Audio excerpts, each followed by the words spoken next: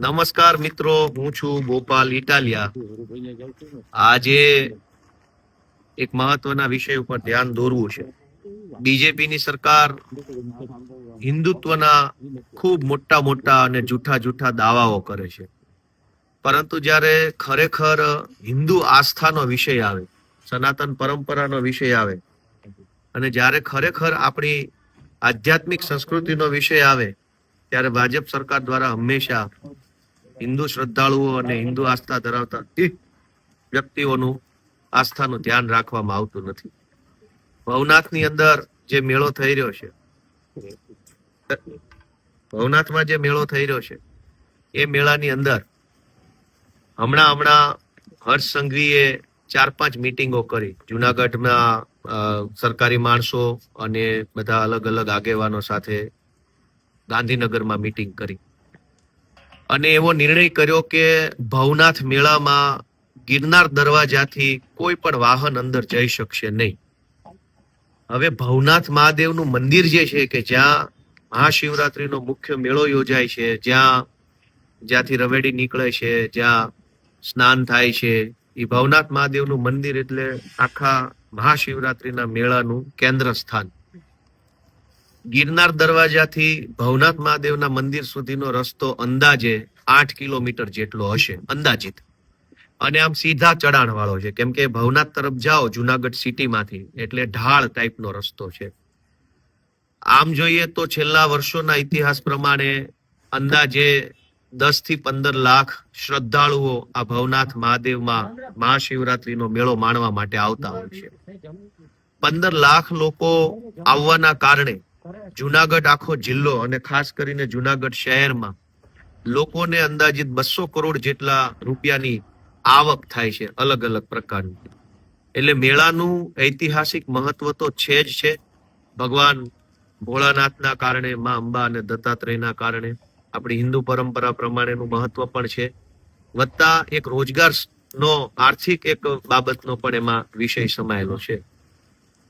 ભાજપની સરકારે નિર્ણય કર્યો કે ગિરનાર દરવાજાથી બધા વાહનોને રોકવામાં આવશે અને કોઈ વાહનોને ભવનાથ નહીં લઈ જવા દેવામાં આવે. એની પાછળ એને કોઈ કારણ રજૂ નથી કર્યું કે આવું કરવાનું કારણ શું. બીજું કે વર્ષોથી અલગ અલગ ગુજરાતના લોકો ત્યાં ઉતારાની સેવા કરે છે, લોકોને નિઃશુલ્ક મફત સ્વ ખર્ચે જમાડે છે. શ્રદ્ધાળુઓ જે પ્રદક્ષિણા કરવા આવતા હોય છે પરિક્રમા કરવા માટે, એને જમાડે છે. એના વાહનો ઉપર પણ પ્રતિબંધ મૂકવામાં આવ્યો છે કે દિવસના 1 કે 2 વખત જ તેઓ રાત્રે બહાર જઈ શકશે. જ્યારે ભાજપની સરકાર ઉત્તર પ્રદેશની અંદર પ્રયાગરાજમાં જે કુંભ મેળો કર્યો, એમાં લગભગ અંદાજે 8 થી 10 કરોડ લોકો આવ્યા હતા અને બહુ સારો મેળો યોજવામાં આવ્યો એવો દાવો જો ભાજપની સરકાર કરતી હોય, તો પછી જુનાગઢની અંદર માત્ર 10 લાખ લોકો ભવનાથમાં આવે તો વ્યવસ્થા કેમ નહીં થાય? તમે તો દાવા એવા કરો છો કે 10 કરોડ લોકોની વ્યવસ્થા પૂરી પાડી. હવે 10 કરોડ લોકોની વ્યવસ્થા પૂરી પાડો છો તો 10 લાખ લોકોની વ્યવસ્થા પૂરી નહીં પડે. અને એટલે આ આખું જે ભવનાથનો મેળો છે એનું આધ્યાત્મિક મહત્વ ઓછું થઈ જાય એવા પ્રયત્નો ભાજપની સરકારે કર્યા છે. હવે જો ગિરનાર દરવાજાથી અંદર વાહનો લઈ જવા દેવામાં નહીં આવે તો 10 લાખ લોકો પણ જો મહાશિવરાત્રીના મેળામાં આવે અને 10 લાખ લોકો પૈકી 5 લાખ લોકો જો વાહનો લઈને આવશે તો એ 5 લાખ વાહનો જુનાગઢ સિટીમાં તો ક્યાંય મૂકી શકાય એવી જગ્યા છે જ નહીં. એવી કોઈ વ્યવસ્થા, જુનાગઢ સિટી આખું ટ્રાફિક જામ થઈ જશે, આખું સિટી હેરાન થશે. બીજું કે ભવનાથમાં મહાશિવરાત્રીના મેળામાં દૂર દૂરથી લોકો આવતા હોય છે. હવે એમની સાથે બાળકો હોય, કિંમતી સામાન હોય, કપડા લતા હોય, ઘણું બધું હોઈ શકે છે.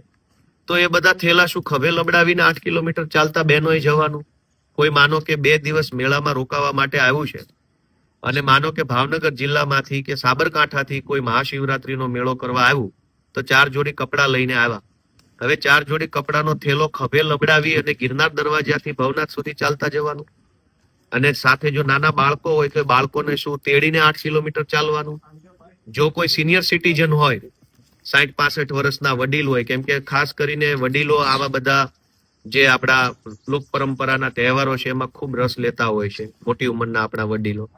તો ગિરનાર દરવાજાથી 60, 65, 70 વર્ષના વડીલો કે જેને મહાશિવરાત્રીમાં ભવનાથ મંદિરે જવું છે એને શું ચાલતા જવાનું?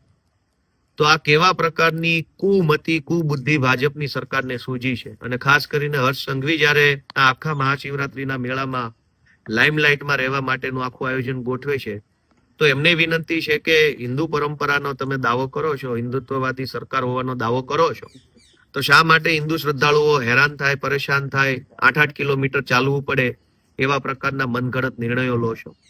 અને આની અંદર બીજી પણ તકલીફ છે કે જુનાગઢ શહેરમાં રહેતા જે કંઈ પણ 2-5 લાખ લોકો છે, એમાંથી મોટા ભાગના લોકો રાત્રે ડાયરો માણવા માટે જતા હોય છે, કેમ કે ત્યાં અલગ અલગ જગ્યાએ સંતવાણી ચાલતી હોય છે. તો એ દરેક માણસે રોજ રાત્રે જો 2 વ્હીલ લઈને જવા મળે, 4 વ્હીલ લઈને જવા મળે, તો રોજ રાત્રે કમસે કમ 50,000 થી 1 લાખ માણસો માત્ર જુનાગઢ સિટી કે જુનાગઢના આસપાસના ગામડામાંથી પણ રોજ રાત્રે સંતવાણી સાંભળવા જઈ શકે. પણ હવે તો વાહન લઈને જવા નથી દેવાના, તો રોજ રાત્રે 8 કિલોમીટર સુધી જઈ અને ભવનાથમાં કોણ જાય? બીજું કે કેટલાક મિત્રો એવા હોય છે કે એ દિવસે સેવા કરવા જવા માંગતા હોય છે અથવા રાત્રે સેવા કરવા જવા માંગતા હોય છે. સેવા કરવી છે મહાશિવરાત્રીના મેળામાં લોકોની, તો એ સેવા કરવા માટે જેને જવું છે એને રોજ થોડો ચાલીને 8 કિલોમીટર જવાના.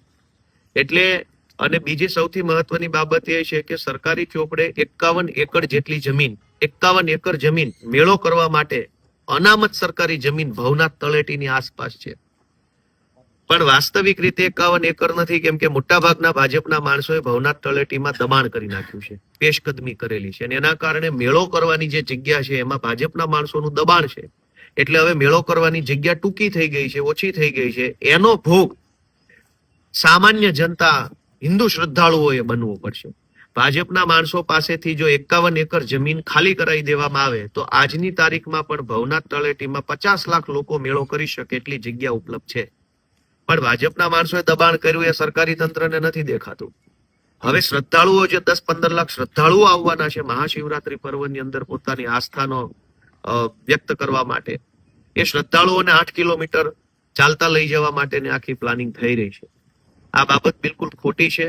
અમે આનો વિરોધ કરીએ છીએ અને હું આશા રાખું છું કે જિલ્લા વહીવટી તંત્ર અને ભાજપના માણસો જે નકલી હિન્દુત્વના ઠેકેદારો છે એ જરાક બોધપાઠ લેશે અને આ જે 8 કિલોમીટર સુધી ચાલીને ભવનાથ જવાનો નિર્ણય છે એને બદલવો પડે.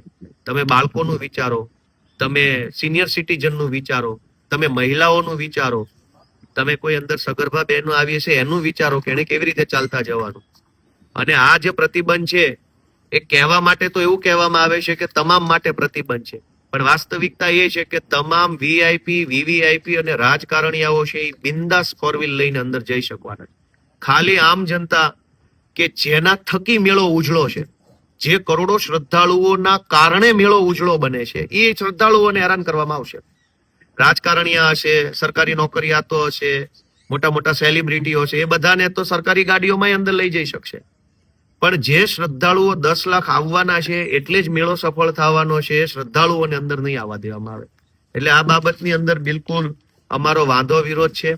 હિન્દુઓની આસ્થાના નામે જે કાંઈ ભાજપે મત મેળવ્યા પછી મહાશિવરાત્રીના ભવનાથના મેળાની આટલી ઉજળી પરંપરાને તોડવા માટેનું જે કૃત્ય થઈ રહ્યું છે એ નિંદનીય છે. મારી સ્પષ્ટ માંગણી છે કે તાત્કાલિક આ નિર્ણયની અંદર ફેરવિચારણા કરવામાં આવે, નહીં તો અમે પણ સામાજિક, રાજકીય અને જે કાંઈ પણ લોક સંપર્ક કરીને કાર્યક્રમ કરવો પડશે એ કરવાની અમારી ફરજ પડશે.